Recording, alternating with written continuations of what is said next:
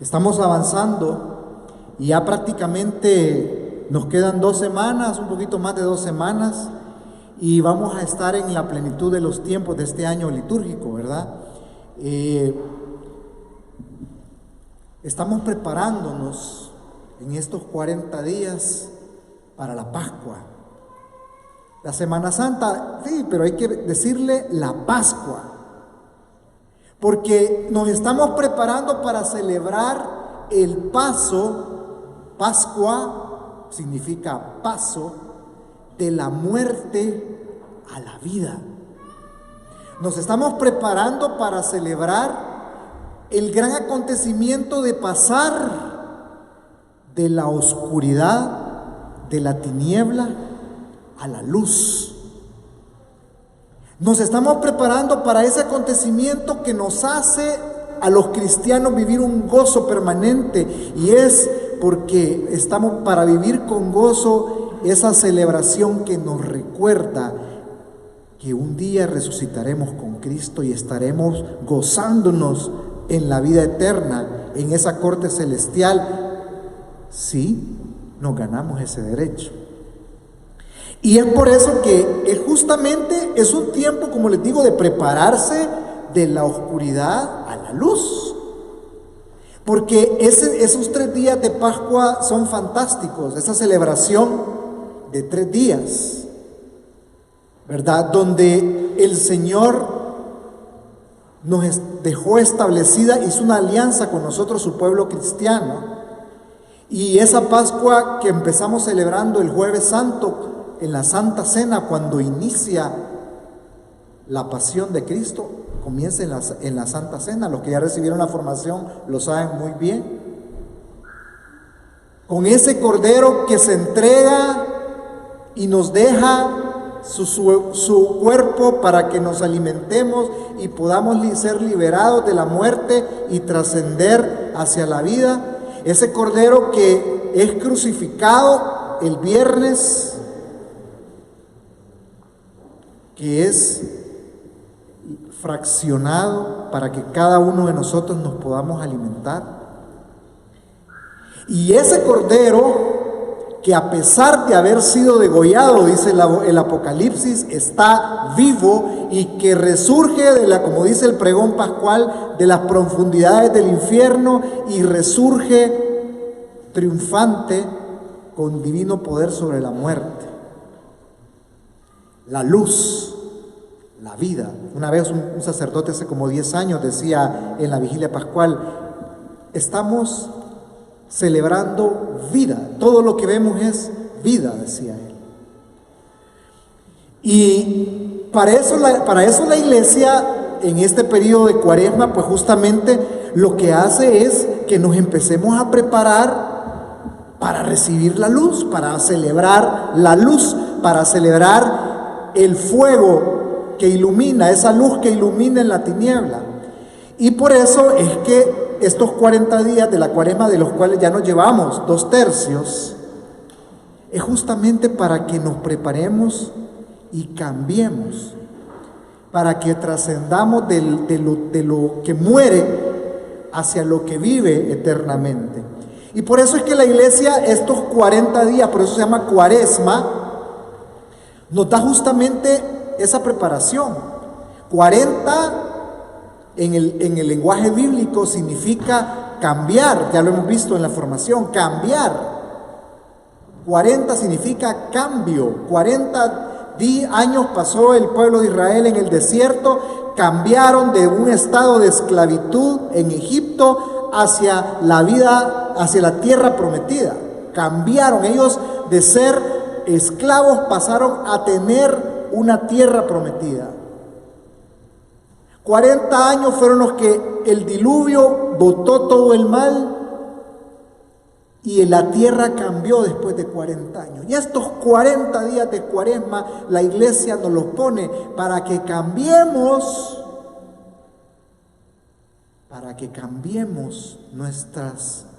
nuestro corazón, para que cambiemos nuestros apegos, para que canjeemos nuestros tesoros por el único tesoro que vale.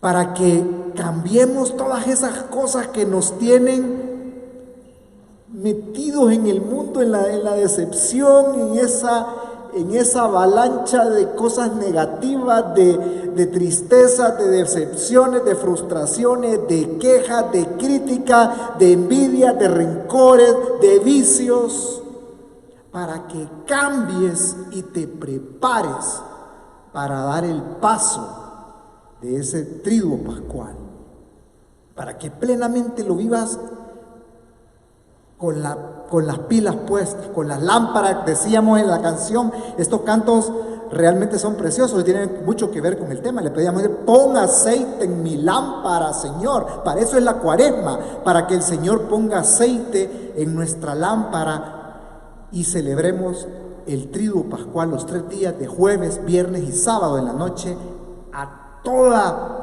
con todo el gozo y la alegría que un cristiano estamos. Los 3 días más importantes del año, los 3 días que le dan sentido a las reuniones que hacemos acá. Pero el Señor nos advierte algo muy importante, y el Señor nos advierte que para realmente alcanzar esa tierra prometida, para realmente nosotros vivir esa Pascua de resurrección, para que algún día cuando el Señor nos llame realmente pasemos de la muerte a la vida, nos advierte de algo. Y eso lo vamos a leer en el libro, el Evangelio de San Mateo, capítulo 25, versículos del 1 al 13. Y esto les dice Jesús: escuchen pues lo que pasará entonces en el reino de los cielos, o sea, en la tierra prometida. 10 jóvenes salieron con sus lámparas para salir al encuentro del novio. 5 de ellas eran descuidadas y las otras 5 precavidas.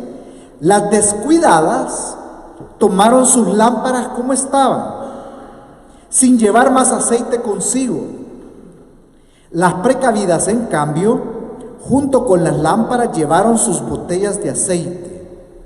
Como el novio se demoraba en llegar, se adormecieron todas y al fin se quedaron dormidas. Al llegar la medianoche se oyó un grito: viene el novio, salgan a su encuentro. Todas las jóvenes se despertaron y prepararon las lámparas. Entonces las descuidadas dijeron a las precavidas: dennos un poquito de su aceite, porque nuestras lámparas se están apagando. Las precavidas dijeron: no habría bastante para ustedes y para nosotras. Vayan mejor donde lo venden y compren para ustedes. Mientras fueron las descuidadas a comprar el aceite, llegó el novio. Las que estaban listas entraron con él a la fiesta de las bodas y se cerró la puerta. Más tarde llegaron las otras jóvenes y llamaron: Señor, Señor, ábrenos. Pero él respondió: en verdad se los digo, no las conozco.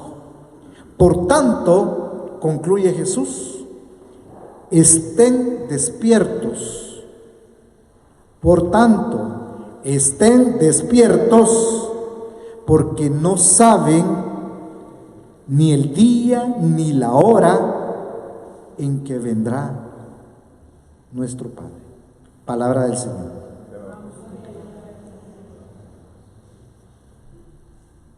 Esta lectura es un contraste, porque estamos hablando de que estamos preparándonos a cambiar de la tiniebla, del oscuro de nuestra vida, de nuestros apegos que nos llevan a que son pasajeros, a algo a lo que vale la pena.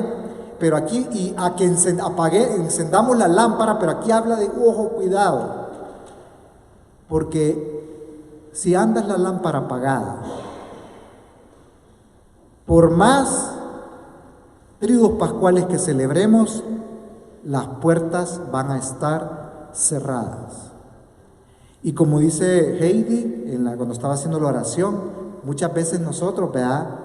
Ay, sí, después voy a cambiar, ay, sí, ya, otro rato, el otro año me propongo hacerlo. Pero como dice Jesús, no sabemos el día ni la hora en que Dios nos va a llamar a su presencia. Y ojo cómo tengas la lámpara. 40 días nos da la iglesia para prepararnos.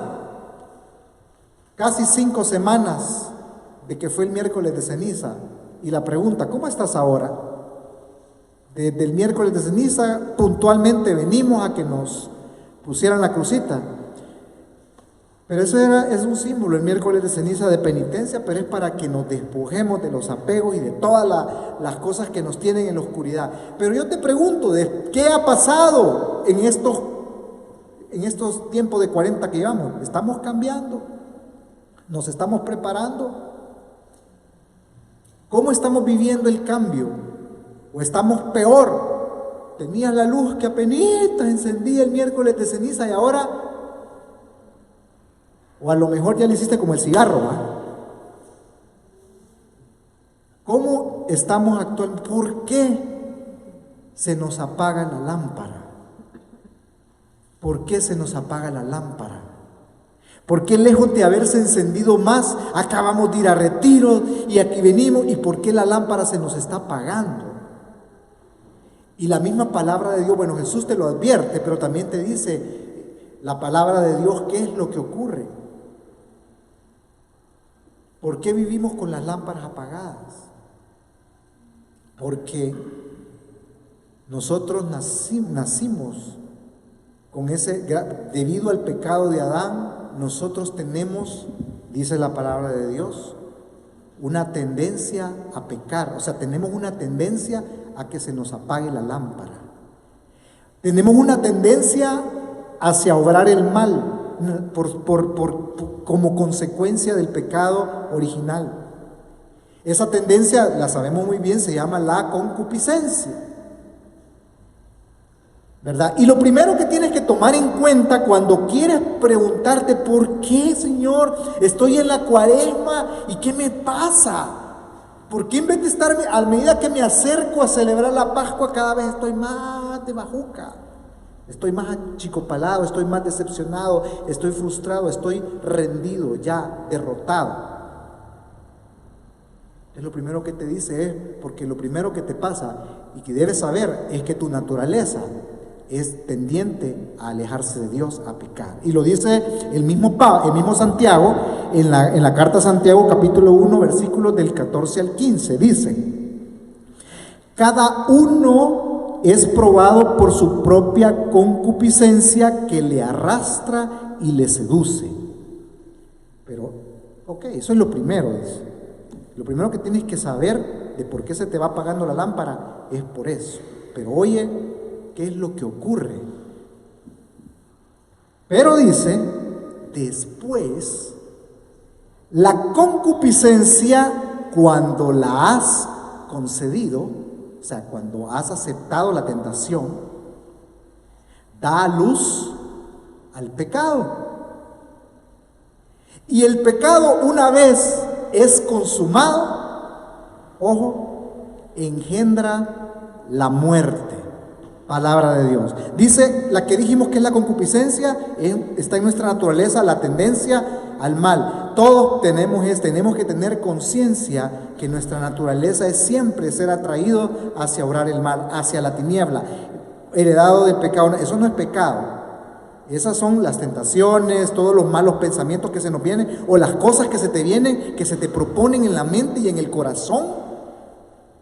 El problema es que cuando tú consientes esas malas ideas, esos de a veces digas, es que este hijo de su madre, hoy sí me voy a desquitar de él, ¿verdad? De todas esas cosas que te vienen, no, es que hoy sí le voy a responder, o es que hoy le voy a pitar, la vieja, es que, y ahí te empieza, no te dejes, mira, si una cervecita no es nada de malo, no, mira, con un día que no vayas a misa y que te quedes ahí en el coctelito, y empieza, ¿va? El diablito que sale normalmente en los muñequitos, ¿va? Ese diablito que le habla a uno. Pero dice que el problema es que cuando tú lo consientes, se convierte en pecado. Y lo peor es que el pecado engendra muerte. Y sigue, San Pablo dice más adelante, ¿Qué pasa cuando ya el pecado inunda el corazón? En Marcos 7, 21 al 23. Porque de adentro del corazón del hombre salen las intenciones malas, las fornicaciones, robos, asesinatos, adulterios, avaricias, maldades, fraude, libertinaje, envidia, injuria, insolencia, insensatez. Y dice San Pablo al final, todas estas perversidades salen desde adentro y contaminan al hombre. ¿Cómo estamos viviendo este proceso, estos 40 que nos da la iglesia? ¿Cómo estamos viviendo este proceso de cambio? ¿Cómo estamos viviendo?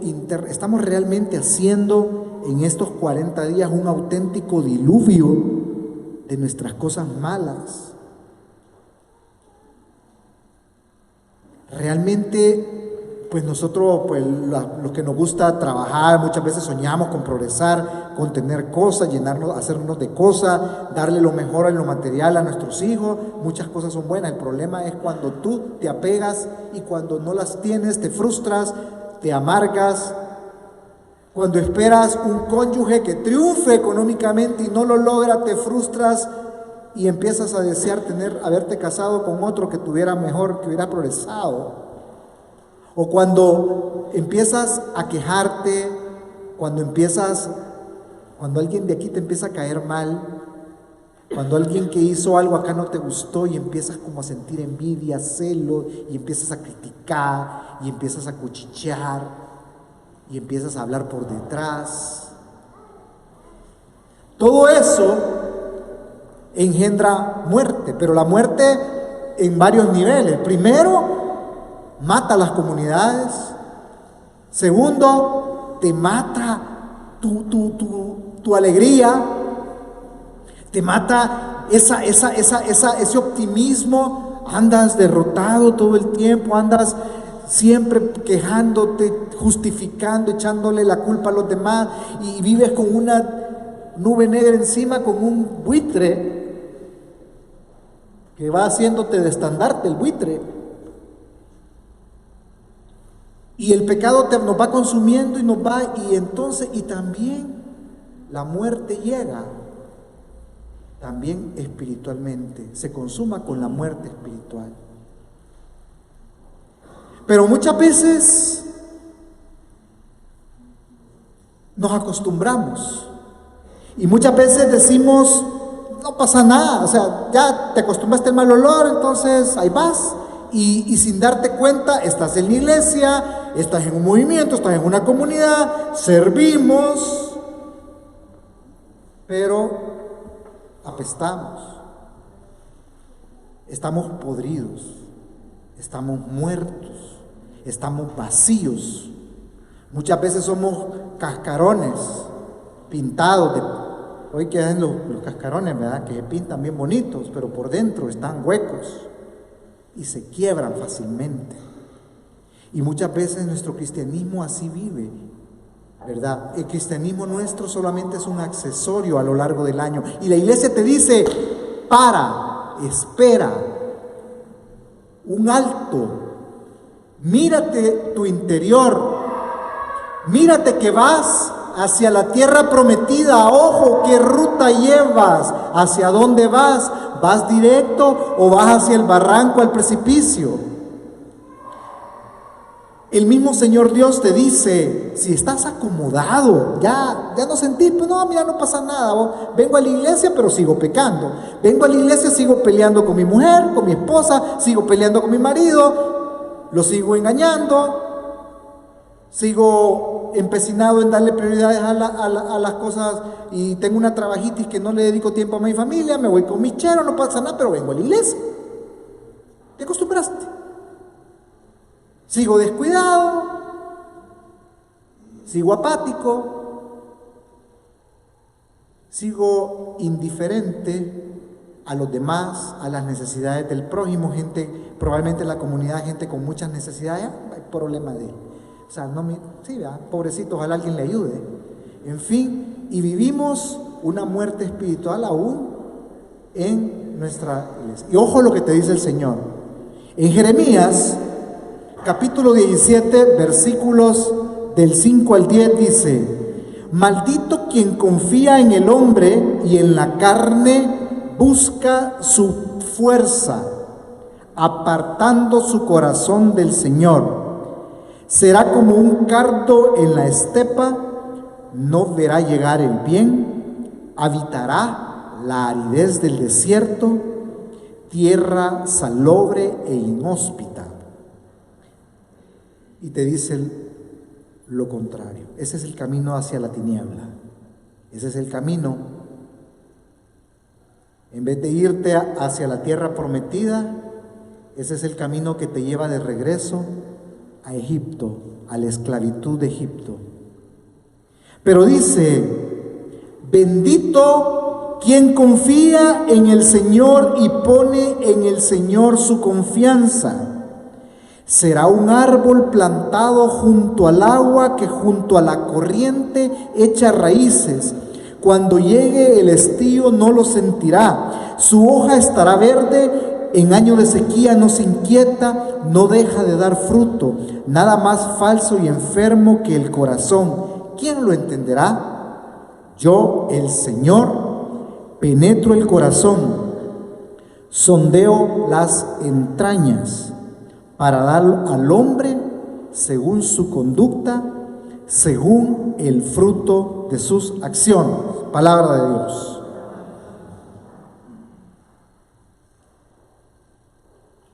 Y lo que te dice esta lectura es algo bien importante. Hay que revestirse de Dios realmente para encender la lámpara. ¿Qué es lo que ocurre muchas veces? ¿Por qué se nos apaga la lámpara aún estando en una comunidad? Ya lo vimos, una causa, la concupiscencia, que nos lleva el pecado a la muerte y todo lo que ello conlleva. Arrastra tu alma, arrastra tu felicidad personal, arrastra tu familia y se pasa llevando incluso a la comunidad. Pero también nos aparta, al apartarnos del alma, pues realmente nos separa de Dios. Pero lo que te dice el Señor es: aférrate a mí. Entonces, ¿saben qué es lo que ocurre? Que muchas veces nosotros queremos perseverar, congregarnos, venimos a oír todos los miércoles charla, oímos las homilías de los padres, vamos a la formación, vamos a la reunión, lo que sea, buscamos, pero ¿qué pasa? Llega un momento en que por más que hoy entra por aquí, o ya te lo podés todo, ya nada te mueve el tapete. Ya, sí, eso ya me lo dijeron y no funcionó. Ah, sí, ya me lo puedo, ya, esa charla ya la oí, pero sigo amargado, sigo lejano de Dios. Entonces, lo que ocurre, mis hermanos, es que nosotros nos congregamos y pensamos que todo lo que implica un cambio en nuestro matrimonio, lo que implica un cambio en nuestras actitudes, es producto de la voluntad y de la fuerza humana. Y lo que te dice Dios aquí es que eso no va a funcionar. Lo que necesitamos es estar, dice, el que está cerca de Dios es como un árbol plantado en un terreno lleno de agua, o sea, que se nutre. Entonces, no basta la voluntad humanamente hablando por mejorar. No, yo voy a ir para que los consejos los voy a poner en práctica, ¿verdad? Pero muchas veces los pones en práctica esperando que el otro reaccione. Y si ya no reacciona, pues simplemente te caíste de la moto. Y muchas veces nos quedamos hasta ahí, y ahí es donde entra la bajuca, la decepción, y ahí se nos empieza a apagar la lámpara. Aunque nosotros realmente el verdadero camino para ir a la tierra prometida, hace falta algo adicional, y hace falta la gracia de Dios. Hace falta arrimarnos a ese manantial de agua. nos hace falta la gracia. No lo vas a lograr con tu propio esfuerzo. Necesitas ese poder. Como decía la canción, me encantan las canciones de ahora porque todas estaban relacionadas, como un fuego cayendo sobre mí. Cantamos, ¿verdad? Como un fuego que me quema, me quemará. Necesitas un poder. Para uno encender una lámpara, necesito un chispero. Para encender un quemador de una cocina y calentar, necesitas un chispero. Pues Dios es ese chispero. Es esa fuerza, esa corriente cayendo sobre mí. Me quema, me quemará. Pues ese fuego, para que celebremos el Espíritu entre nosotros, necesitamos la gracia de Dios. Dice la palabra de Dios, te basta con mi gracia. Y entonces, la única forma para que la lámpara se nos encienda es recibiendo la gracia de Dios. Es recuperando la gracia de Dios para que hagamos realidad lo que en la invitación le pusieron el tema de esta charla. Retornando al amor supremo se llama este tema. Así estaba en la invitación, ¿verdad? Para retornar al amor supremo tenemos que llenarnos de la gracia de Dios para que nos energicemos, ¿verdad? Para que nos energicemos. Te basta con mi gracia, dice la palabra. Repitamos todo. ¿Cómo dice Dios? Te basta con mi gracia. Y para retornar al amor supremo, no hay nada más hermoso que la parábola del hijo pródigo. Ustedes saben, fue la lectura de ¿cuándo? Del domingo, ¿verdad? ¿Quién no ha oído la parábola del hijo pródigo? Todos la hemos oído. Levante la mano quienes la han oído, la parábola del hijo pródigo. Todos, ¿verdad? Bueno, entonces no la vamos a leer porque ya la conocen. Pero es interesante reflexionar un poco. Ya los padres lo hicieron el domingo, pero vamos a tomar algunos temas de ahí porque ahí está la clave para encender la lámpara y retornar al amor supremo. Y para que realmente los 40 pasen por nosotros. Ya no quedan 40 días, quedan 18 días para que empiece la Pascua. No, faltan como 22 días. ¿No qué más? 22 días faltan. 21 días para que empiece la Pascua. Ya vamos a la mitad, pues. Entonces, en estos 20 que nos queda, que vamos a la mitad del camino, es importante recuperar la gracia.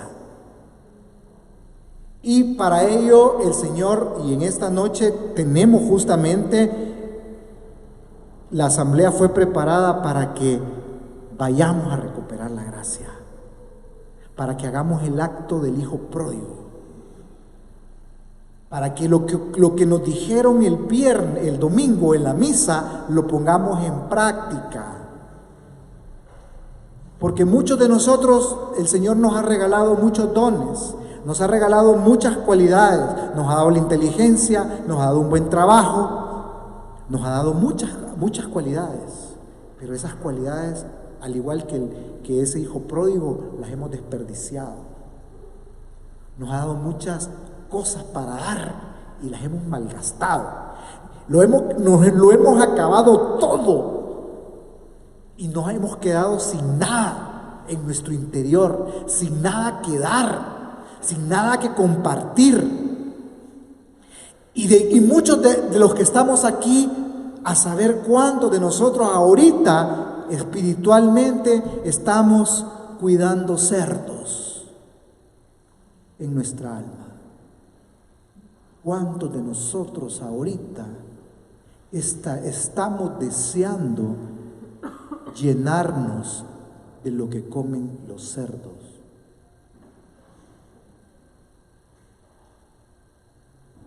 Y eso ocurre cuando la lámpara se apaga.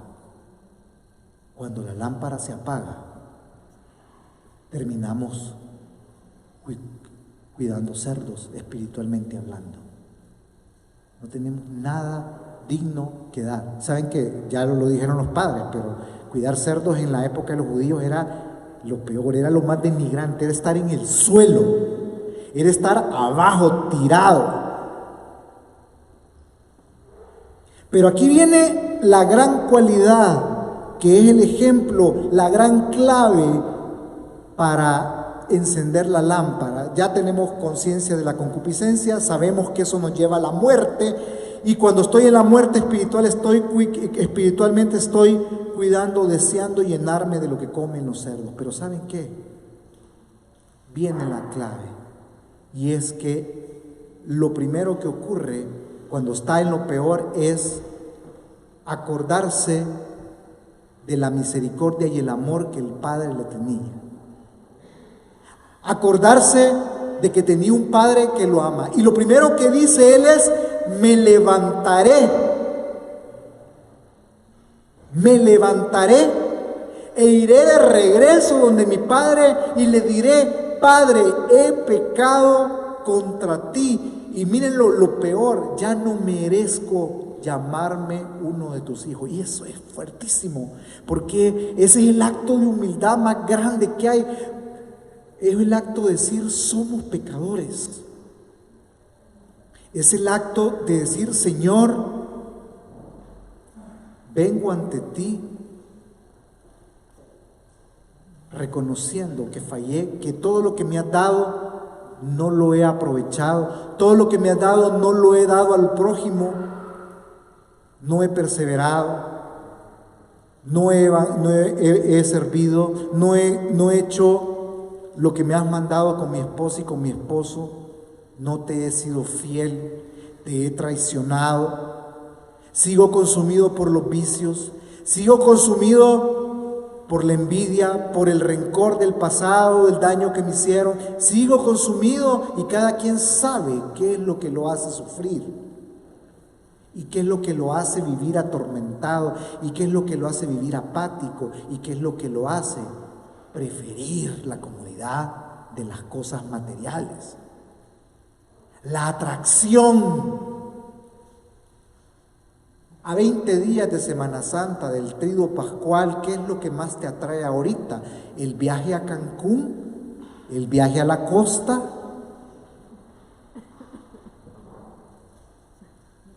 ¿O prepararte para la fiesta de la eternidad?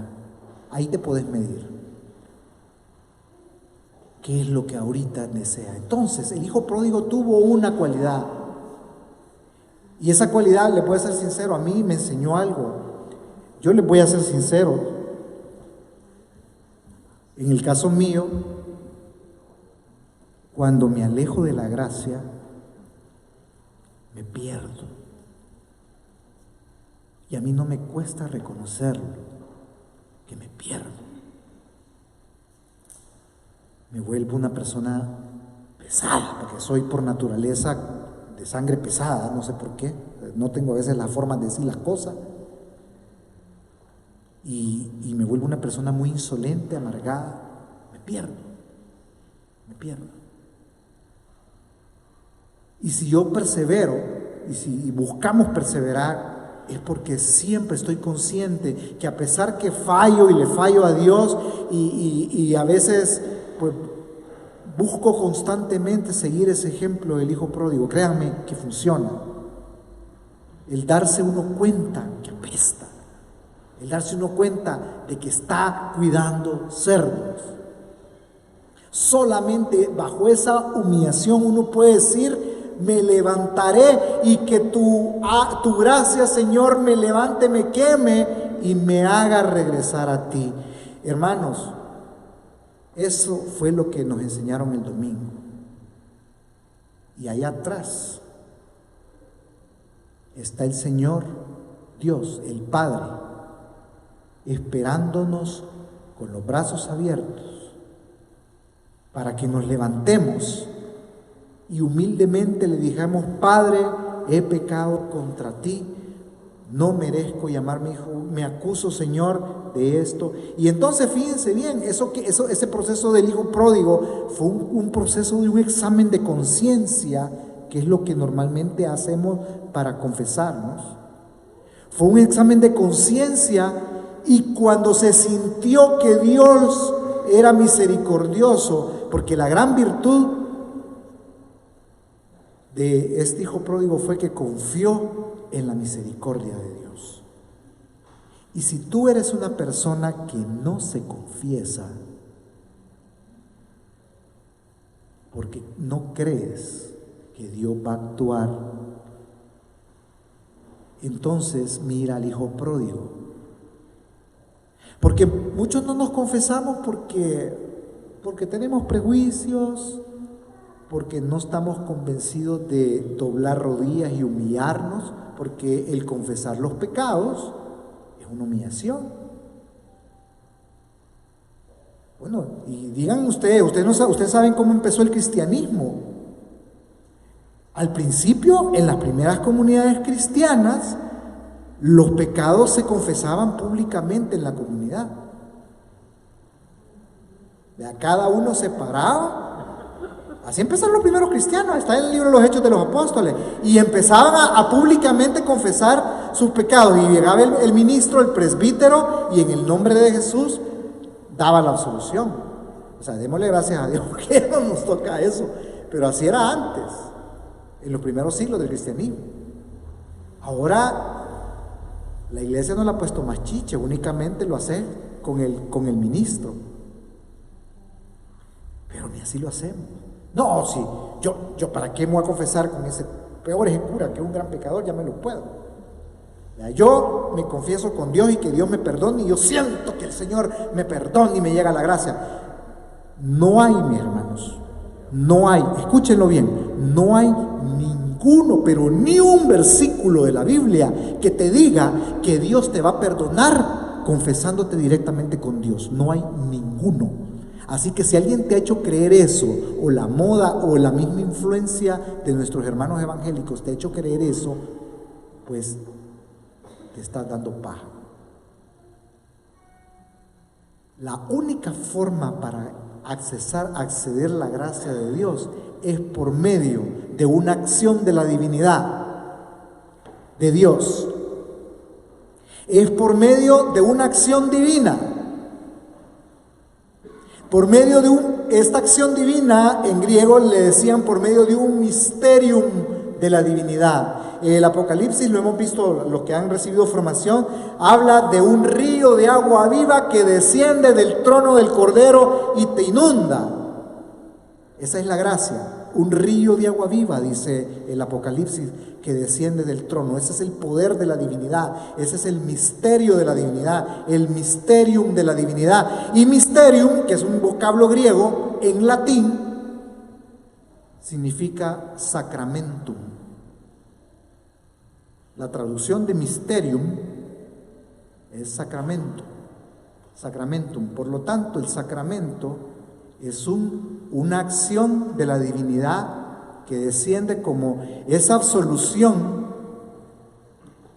¿verdad?, que hace el sacerdote con un signo visible. Realmente no es esa la absolución. En el momento que hay un signo visible, que es que el ministro te absuelve, pero en el nombre de la divinidad. Y en ese momento que el río de agua viva viene a ti, entonces el Padre que recibió al hijo pródigo te recibe con los brazos abiertos, te abraza y te apapacha y te aprieta y te retuerce y te da tu amor, hace una fiesta. Dice el Evangelio en otra, hay más gozo en el cielo por un pecador que se convierte que por, ¿cuánto? Ya no me acuerdo, 99 que están convertidos, algo así. Y eso es lo que el Señor nos llama en estos 40. Ese es el cambio que te pide el Señor en estos 40. ¿Cómo vas a encender la lámpara? Retornando al amor supremo como lo hizo el hijo pródigo. Confiando en la misericordia de Dios. Es el tercer paso. Primero, darte cuenta que tu tendencia es alejarte de Dios, tu tendencia es apagar la lámpara. Por lo tanto, no lo puedes hacer por tus propios medios, por tu propia voluntad, por 20, porque aunque vengas todos los días a asambleas, no lo vas a lograr. Segundo, tener claro que eso me va a condenar y no me lleva a la vida eterna. Y lo que va a ocurrir es que me van a traer cosas que son pasajeras, materiales, y me van a llevar a celebrar la Pascua, pero a ver cuál Pascua. Así que si tienes planes para reemplazar la Pascua por un viajecito, más vale que hagamos el viajecito antes del triduo, porque entonces el que no vive la Pascua simplemente no anda en nada como cristiano. ¿Verdad? Lo dijimos la vez pasada, anda como Adán buscando suegra, ¿verdad? Perdido, pero perdido. Y ese regreso el hijo pródigo nos da otra enseñanza también para retornar al amor supremo. Por último, hay que tener cuidado con la actitud del hijo mayor. Ya lo dijeron, ya nos lo dijeron el hijo mayor, ¿verdad? El hijo mayor siempre ha estado con el padre, siempre viene a la iglesia, siempre sirve, siempre toca la batería, siempre recoge la colecta, siempre apunta, siempre intercede, siempre viene a vender cosas a la misa, pero nunca se humilla. Pero nunca dobla rodillas y pide perdón. No le pide perdón a Dios, mucho menos le va a pedir perdón al prójimo, menos al esposo o a la esposa, menos. La actitud del hijo mayor no lleva a la tierra prometida. La actitud del hijo mayor,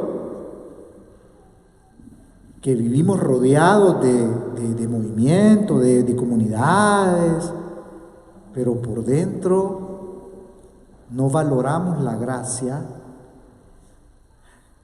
por dentro no buscamos vivir en gracia. ¿Saben? Muchas veces la actitud del hijo mayor es, aún estando en la iglesia, ¿verdad? Yo no sé, pero antes de los 40 ocurre lo siguiente: nosotros vivimos preocupados. Si fuiste a comer y te cayó una pringuita de tomate, ya te amargaste la tarde, ¿verdad? Si se te corrió el rímel, te amargaste la tarde. Si de repente el niño te manchó la pared y ese día iba a llegar una visita que por primera vez iba a tu casa y vos tenías que ver en mi casa, te amargó la tarde.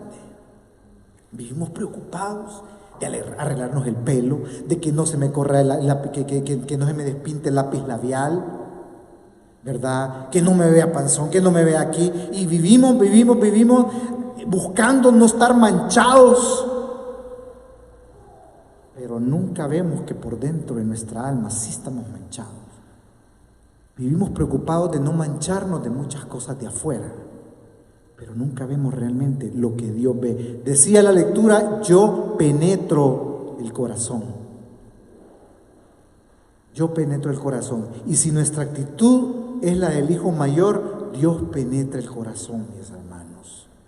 Dios penetra el corazón. Y el Papa Francisco, con respecto al hermano mayor, dijo algo muy interesante. Dice: el hijo mayor, el ejemplo del hijo mayor, cuando nosotros actuamos como el hijo mayor, me incluyo yo, es el ejemplo perfecto, dice el Papa Francisco, del camino a la hipocresía. Estos, dice, fingen convertirse, pero su corazón es una mentira. Son mentirosos, somos mentirosos cuando nos comportamos como el hijo mayor. Su corazón no pertenece al Señor, dice el Papa Francisco, pertenece al padre de todas las mentiras, Satanás. Y oigan lo que dice, y esto es fingir la santidad. 1000 veces Jesús prefería a los pecadores antes que a estos que fingían la santidad. Ejemplo, los fariseos, ¿verdad? ¿Por qué? ¿Por qué Jesús prefería los pecadores, las prostitutas, todo, como él decía, yo soy un doctor, el doctor no viene por los sanos, sino que viene por los enfermos? ¿Por qué Jesús los prefería a los pecadores que a los que se la llevaban de limpios, de santos? ¿Por qué lo prefería? Porque, dice el Papa Francisco, los pecadores siempre dicen la verdad sobre sí mismos. Siguen lo que Pedro dijo: aléjate de mí, Señor, que soy un pecador. En cambio, los hipócritas, los que fingen santidad, siempre dicen: te doy gracias, Señor, porque no soy un pecador. Te doy gracias porque no soy como don Francisco, porque no soy como Eber, porque yo soy mejor que él. Te doy gracias porque yo soy mejor que ella. Te doy gracias porque yo soy el mejor coordinador del grupo. Te doy gracias, Señor, porque yo estoy en el selecto grupo del consejo que coordina matrimonios en Victoria, porque soy de los elegidos. Te doy gracias porque yo soy el mejor animador, el que lleva mejor los retiros, Señor, mejor que Corazón de María.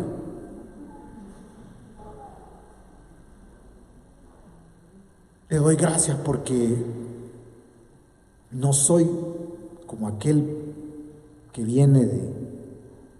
Eso es lo que ocurre. Y cuando actuamos así, la misericordia de Dios no actúa. Ocurre lo del el hijo mayor nunca se humilló ante Dios. Y Dios, nunca se nos olvide, prefiere a los pecadores a las prostitutas.